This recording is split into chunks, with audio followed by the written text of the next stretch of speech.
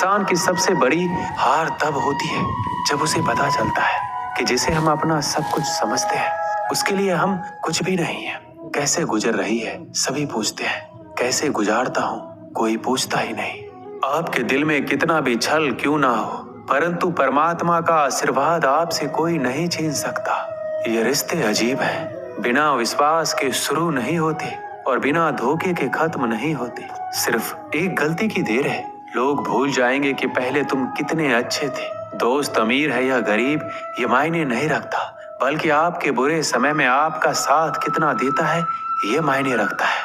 गलतियां पर चिल्लाने या डांटने के बजाय कोई हाथ पकड़कर प्यार से समझा दे तो बहुत अच्छा लगता है। जिन्हें वाकई बात करना आता है वो लोग अक्सर खामोश रहते हैं। मजाक तो हमें बाद में बनाया जाता है, पहले लोग हमें अपना बनाते हैं। कभी कभी मन को मना लेना ही बेहतर होता है, क्योंकि हर जिद हमें खुशी नहीं देती। जो लोग अपनी गलती तक नहीं मानते वो आपको अपना कैसे मानेंगे। मुझे इंतजार है जिंदगी के आखिरी पन्ने का, सुना है कि आखिर में सब कुछ ठीक हो जाता है। बात बात पर गुस्सा करने वाले लोग वही होते हैं जिन्हें खुद से ज्यादा किसी और की फिक्र रहती है। समस्या यही है कि लोग सच्चे व्यक्ति को सराहते नहीं, बल्कि उसका इस्तेमाल कैसे करना है ये सोचना शुरू कर देते हैं। प्रशंसा हृदय से, हस्तक्षेप मस्तिष्क से और प्रतिक्रिया विवेक से करने में ही समझदारी है, अन्यथा मौन ही सर्वोत्तम है। अगर आप धनवान हैं तो विनम्र रहें, क्योंकि फल लगने पर वृक्ष भी झुक ही जाता है। एक अच्छी किताब 100 अच्छे दोस्तों के बराबर होती है, लेकिन एक अच्छा दोस्त पूरे पुस्तकालय के बराबर होता है। माता पिता की सेवा और उनकी आज्ञा के पालन जैसा दूसरा कोई भी धर्म नहीं है। जंगल की आग चंदन की लकड़ी को भी जला देती है, अर्थात दुष्ट व्यक्ति किसी का भी अहित कर सकता है। नीच व्यक्ति की नर्मता अत्यंत दुखदायी होती है। अंकुश, धनुष, सांप और बिल्ली झुककर ही वार करते हैं। आप अपनी जिंदगी में जो कुछ भी चाहते हैं उसे प्राप्त कर सकते हैं, बस आप दूसरे लोगों की मदद करना शुरू कर दें। अगर कुछ बनना ही है तो समुद्र जैसे बनो, लोगों के पसीने छूटने चाहिए। तुम्हारी शख्सियत नापते नापते क्यों चिंता करते हो? वास्तव में चिंता तो तुम्हें तब करनी चाहिए जब तुम खुद को नहीं समझते। जहाँ विरोध की आवश्यकता होती है वहाँ मौन रहने वाला विद्वान भी मूर्खों की श्रेणी में आता है। अमीर होने के 2 तरीके हैं, पहला है सब कुछ पा लेना जो आप चाहते हैं, दूसरा है जो कुछ आपके पास है उससे संतुष्ट हो जाना। हर सुनी सुनाई बात पर यकीन मत कीजिए। एक कहानी के हमेशा 3 पहलू होते हैं, आपका, उनका और सच। शिक्षा इंसान की सबसे अच्छी दोस्त होती है। एक शिक्षित इंसान हर जगह सम्मान पाता है और शिक्षा सुंदरता को भी पराजित कर सकती है। भाग्य उसका साथ देता है जो हर संकट का सामना करके भी अपने लक्ष्य के प्रति दृढ़ रहते हैं। याद रहे, तारीफों के पुल के नीचे हमेशा मतलब की नदी बहती है। उधार दीजिए मगर सोच समझकर, क्योंकि अपने ही पैसे भिखारी की तरह मांगने पड़ते हैं। इज्जत किसी इंसान की नहीं होती, जरूरत की होती है। जरूरत खत्म, इज्जत खत्म। इंसान की भी बड़ी अजीब फितरत है, मरे हुए पे रोता है और जिंदों को रुलाता है। किसी का असली चरित्र तभी सामने आता है जब आप उसके मतलब के नहीं रहते। सच को अनसुना करते हैं लोग, जबकि झूठी बातों को बहुत उछालते हैं लोग। मतलब में बहुत ही ज्यादा वजन होता है, तभी तो मतलब के बाद रिश्ते हल्के हो जाते हैं। आदमी अच्छा था ये सुनने के लिए पहले मरना पड़ता है। लालच और झूठ हर किसी को गद्दार बना देता है। जब बेटी बीमार हो तो बड़ा दुख होता है, मगर बहू बीमार हो तो ड्रामा लगता है। कड़वा है मगर सच है। इस जमाने में वफा की तलाश मत करो। वो दौर था जब मकान कच्चे मगर इंसान सच्चे हुआ करते थे।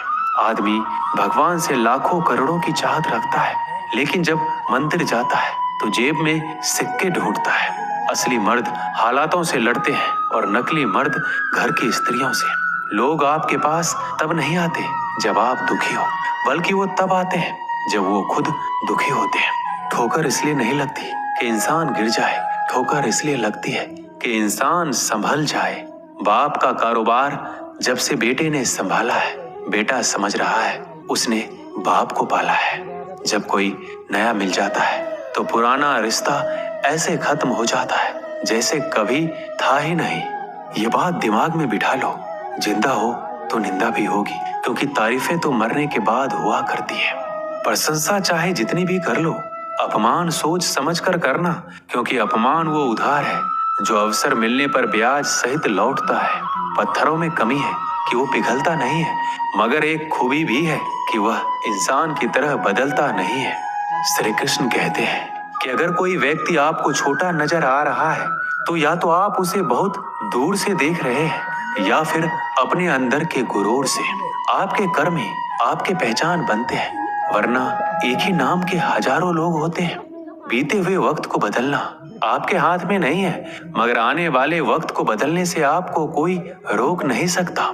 जिंदगी में कुछ नेक काम ऐसे भी करने चाहिए जिनका ऊपर वाले के सिवाय कोई दूसरा गवाह ना हो। जब कोई विचार अनन्य आपके मस्तिष्क पर अपना अधिकार कर लेता है, तब वह वास्तविक भौतिक या मानसिक अवस्था में परिवर्तित हो जाता है। अपनी सोच को काबू में रखिए, क्योंकि आपकी सोच ही असलियत का रूप लेगी। अगर नीयत अच्छी हो तो नसीब कभी बुरा नहीं होता। वक्त बनाने वाले को जरा सा वक्त देकर देखो, आपका वक्त बदल देगा।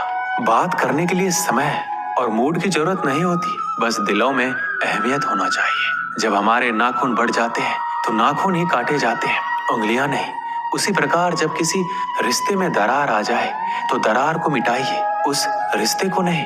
कोई भी व्यक्ति जन्म से बुद्धिमान नहीं होता, क्योंकि ज्ञान अपने प्रयासों से ही प्राप्त होता है। जिस व्यक्ति के अंदर धैर्य नहीं है, उस व्यक्ति का ना तो कोई वर्तमान है और ना कोई भविष्य है। जो व्यक्ति हमेशा कहे कि मेरे पास समय नहीं है, दरअसल वह व्यस्त नहीं है बल्कि अस्त व्यस्त है। गलतियां जीवन का एक हिस्सा होती है, लेकिन इन्हें स्वीकार करने का साहस बहुत कम लोगों में होता है। जिस तरह से विभिन्न स्रोतों से उत्पन्न धाराएं अपने जल समुद्र में मिला देती है, उसी प्रकार मनुष्य द्वारा चुना हर मार्ग, चाहे अच्छा हो या बुरा, भगवान तक जाता है।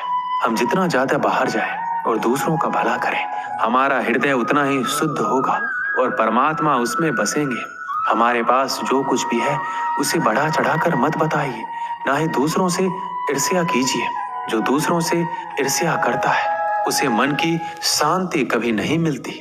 कभी भी अपनी हार मानने से पहले एक आखिरी प्रयास जरूर कर लेना, क्योंकि उस समय आपके प्रयास के साथ साथ आपका अनुभव भी आपका साथ देगा और आप जरूर सफल होंगे।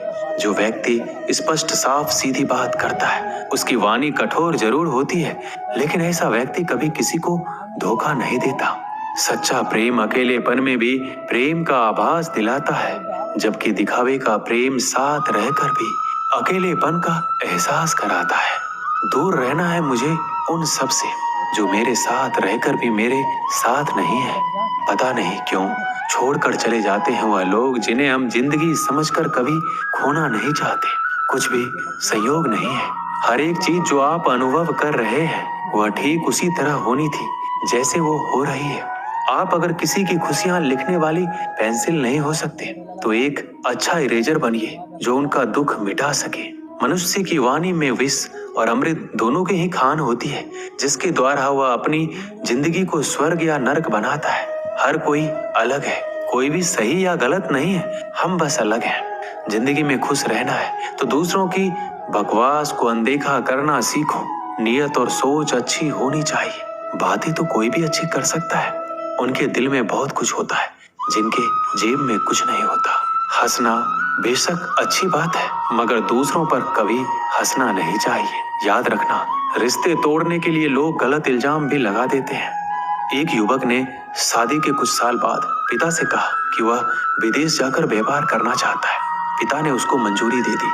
युवक अपने माँ बाप और गर्भवती पत्नी को छोड़कर व्यापार करने विदेश चला गया। उसने विदेश में कड़ी मेहनत की, धन कमाया और बहुत अमीर सेठ बन गया। लगभग 15 वर्ष धन कमाने में बीत गए। उसे वापस लौटने की इच्छा हुई। पत्नी को पत्र लिखकर उसने आने की सूचना दी और जहाज में बैठ गया। कुछ दिन बाद वह अपने नगर पहुंचा। नगर के एक चौराहे पर उसने देखा कि एक व्यक्ति एक बोर्ड के साथ खड़ा था। उस बोर्ड पर उसने लिखा था, बेशकीमती ज्ञान के सूत्र। सेठ ने उस व्यक्ति के पास जाकर पता किया तो उसने बताया कि मैं बेशकीमती ज्ञान के सूत्र बेच रहा हूँ। तो सेठ बोला, ठीक है, एक सूत्र मुझे भी दे दो। वह आदमी बोला, मेरे हर ज्ञान सूत्र की कीमत 100 स्वर्ण मुद्राएं हैं। सेठ को यह सौदा महंगा तो लगा, लेकिन उसने एक ज्ञान सूत्र खरीद लिया।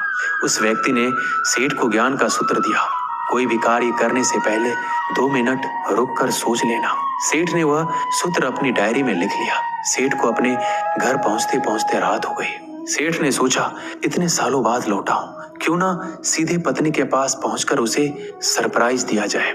घर के चौकीदारों को इशारों से अंदर कुछ भी कहने से मना कर दिया और सीधे पत्नी के कमरे में गया।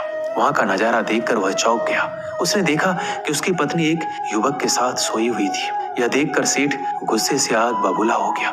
वह सोचने लगा कि मैं परदेश में उसकी चिंता करता रहा और यहाँ अन्य पुरुष के साथ वह सो रही है। आज मैं इन दोनों को जिंदा नहीं छोड़ूंगा। वह गुस्से से अपनी तलवार निकालकर दोनों पर वार करने ही जा रहा था। इतने में उसे 100 स्वर्ण मुद्राओं के बदले जो ज्ञान सूत्र खरीदा था, उसकी याद आ गई कि कुछ भी कार्य करने से पहले 2 मिनट सोच ले। वह 2 मिनट सोचने के लिए रुका। उसने तलवार वापस पीछे हटाई, लेकिन वह किसी बर्तन से टकरा गई। बर्तन के गिरने की आवाज से पत्नी की नींद खुल गई।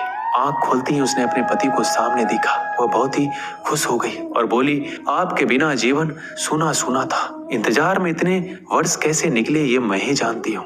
पत्नी ने इतना बोलकर पास सोए युवक को उठाते हुए बोला, बेटा उठ जा, तेरे पिताजी आए हैं। युवक उठकर जैसे ही पिता को प्रणाम करने झुका तो माथे की पगड़ी सेठ के पैरों में गिर गया।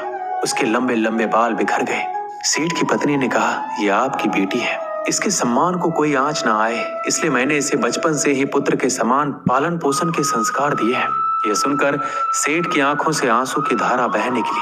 उसने पत्नी और बेटी को गले लगा लिया और सोचने लगा, यदि आज मैंने उस ज्ञान सूत्र पर अमल नहीं किया होता तो आवेश में आकर कितना अनर्थ हो जाता। मेरे हाथों से मेरा ही निर्दोष परिवार खत्म हो जाता। इस कहानी से हमें यही शिक्षा मिलती है कि जल्दीबाजी में आकर कोई निर्णय ना ले, क्योंकि जब हम आवेश में होते हैं तो हमें अच्छे बुरे का ख्याल नहीं रहता है। इसलिए गुस्सा होने की स्थिति में कोई भी निर्णय ना ले। कुछ देर रुके और दिमाग ठंडा होने दे और फिर सोचे क्या सही है और क्या गलत है।